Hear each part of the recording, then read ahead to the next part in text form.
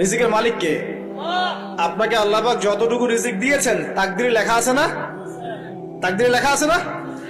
তাকদিরে লেখা আছে যেটা, সেটা কি আপনি না খেয়ে মরবেন নাকি?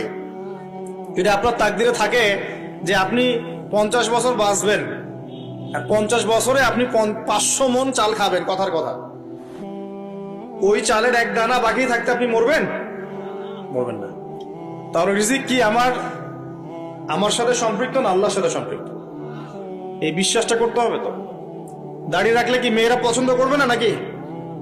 বলেছে যে বিয়ে করবো না দাড়ি রাখলে, এমন কথা বলেছে? যদি কোনো মেয়ে এরকম কথা বলে, ওই মেয়েকে বিয়ে করার দরকার নেই আপনার। যদি কোনো মেয়ে আপনাকে বলে যে দাড়ি রাখলে ভালো লাগে না, শেভ করতে হবে, না হলে বিয়ে হবে না, বিয়ে করব না, ওই মেয়েকে বিয়ে না করাই উচিত আপনার। ওর তো মানে আপনাকে বিয়ে করার যোগ্যতাই হয়নি, ওর তো যোগ্যতাই হয়নি আপনাকে বিয়ে করার।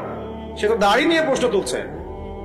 যে মেয়ে বলবে যে নবীর সুন্নত আছে এজন্য আপনাকে পছন্দ করি, তখন বুঝবেন যে হ্যাঁ, এই মেয়ের মধ্যে ভালো কিছু আছে। যেই মেয়ে দেখবে যে আপনি নামাজি কিনা, যেই মেয়ে দেখবে আপনি নামাজি কিনা, দাঁড়িয়ে আছে কিনা, ইমানদার কিনা, দিনের জন্য কিছু করেন কিনা, হালাল খান কিনা, ওই মেয়ে ইনশাল্লাহ আপনার ঘরে শান্তি দিবে। আর যেই মেয়ে আপনাকে দেখবে আপনার কত বড় সম্পত্তি, কতটা বড় জমি, কত বড় চাকরি, সুদ খান কিনা ওর কোনো আসা যায় না, টাকা হইলেই হইল, এগুলোকে ঘরে ঢুকালে অশান্তি আর অশান্তি। কি চাচ্ছেন, শান্তি না অশান্তি? নবী সাল্লাল্লাহু আলাইহি ওয়াসাল্লাম বলেছেন, দিনদারিতা দেখে মেয়েদেরকে বিয়ে করো। কি দেখে?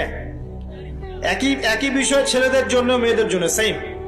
ছেলে দেখতে হবে দিনদার কিনা, মেয়ে দেখতে হবে দিনদার কিনা, পর্দা করে কিনা, দিনদারিতা আছে কিনা। দুনিয়ার এই ছোটখাটো বিষয় যদি দেখেন, তুচ্ছ বিষয়গুলো, একদিন না একদিন আপনি পস্তাবেন কিন্তু। আর যদি আপনি দিনদারিতা দেখেন, ইনশাল্লাহ আপনি কোনোদিন পস্তাবেন না ইনশাল্লাহ। আল্লাহ পাক তৌফিক দান করেন। আমি এটা একটা বড় সিদ্ধান্ত জীবনের। এই সিদ্ধান্তে যদি ভুল করে ফেলেন, সারা জীবন পস্তাতে হবে। অতএব এখানে বেশি আবেগে ফ্যান্টাসিতে ভুগবেন না। ঠান্ডা মাথায় দিনদারিতাকে অগ্রগণ্য করে আপনি ছেলে দেখবেন বা মেয়ে দেখবেন ইনশাল্লাহ। আর গার্ডিয়ান যারা পরিবারের পিতামাতা আছেন, তাদেরকেও বলবো, দুনিয়ার এই বিষয়গুলোকে বেশি প্রাধান্য দিতে যাবেন না।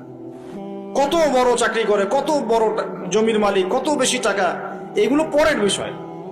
আগের বিষয় হচ্ছে আপনার ওই জামাই দিনদার কিনা, আগের বিষয় হচ্ছে তার মধ্যে ইসলাম আছে কিনা, শুরুর বিষয় হচ্ছে আপনার ওই মেয়ের মধ্যে দিনদারিতা আছে কিনা। এটা নসিহত করে গেলাম। যদি আপনি বুদ্ধিমান হন, তাহলে আমার নসিহত গ্রহণ করবেন, না হলে কিন্তু সারা জীবন পস্তাতে হবে। যারা বেদিন জামাই বিয়ে করেছে আর বেদিন মেয়ে বিয়ে করেছে, তারা বুঝবে যে আমার কথার মর্ম কতটুকু। তারা এখন ইচ্ছা করেও লাইনে আনতে পারছে না। পারছেন? ওই যে বলছে বিয়ের পরে ঠিক হয়ে যাবে, এত সহজ? এটা কি সুইচ টিপ দিলে ঠিক হয়ে যাবে? মানুষের মনটা খুব জটিল একটা বিষয়। এত সহজেই মানুষের মন চেঞ্জ হয় না। হয় ইল্লা মাশাআল্লাহ, আল্লাহ চাইলে হয়। কিন্তু যদি মনে করেন যে পর্দা করে না, বিয়ে করি তারপর পর্দা করবে, করাই নিব, বানাই নিব, নিজের মতো গড়ে নিব, এত সহজ নয়। পরে দেখবেন সেই মেয়ে আপনার দাড়ি শেভ করায় ফেলছে, করতে পারে না, আপনাকে পেরেশানিতে ফেলবে। সবার এত টাকা, তোমার টাকা নাই। এই যুগে একটু সুদ খেলে কি হয়, সমিতিতে নাম লেখালে কি হয়, সুদের লোন নিলে কি হয়, সবার একতলা বাড়ি, আমার কেন, সবার 4-5 তলা বাড়ি, আমার কেন একতলা থাকবে, নাও লোন নাও, বাড়ি করি। আপনার স্ত্রী আপনাকে এদিকে ইনফ্লুয়েন্স করবে, করবে না? করবে। এইভাবে তো বহু পরিবারের কর্তা দিন দিন হাডুষ্ট করে মারা যাচ্ছে। টেনশন, পারিবারিক অশান্তি। অতএব দিনদারিতাকে প্রাধান্য দেন ইনশাআল্লাহ। দিনদারিতার সৌন্দর্য কখনো শেষ হয়ে যাবে ইনশাআল্লাহ। আল্লাহ পাক তৌফিক এনায়েত করুন। আমিন।